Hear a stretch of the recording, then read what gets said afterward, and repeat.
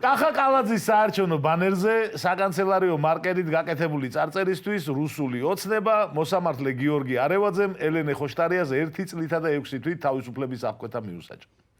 წელიწადნახევრიანი ციხე მარკერით წარწერისთვის. ვისაც გაინტერესებდა ჩელიაბინსკში გავიღვიძეთ თუ არა, ჩემი პასუხია არა. რატო ეხლა? იმიტომ რომ რუსეთში ბანერზე გაკეთებული წარწერის გამო მოქალაქე დააჯარიმეს 40,000 რუბლით.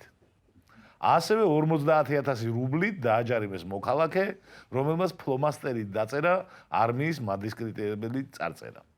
პლაკატზე მარკერით დაწერის გამო რუსი ქალი 30,000 რუბლითაც დააჯარიმეს. მან დაწერა არა ომს. ჩვენ ჩელიაბინსკში რო გავიღვიძეთ, იმის მერე კიდე დავიძინეთ და ეხა სადღაც ტრაქში გავიღვიძეთ. ჯერ არ ვიცით სად.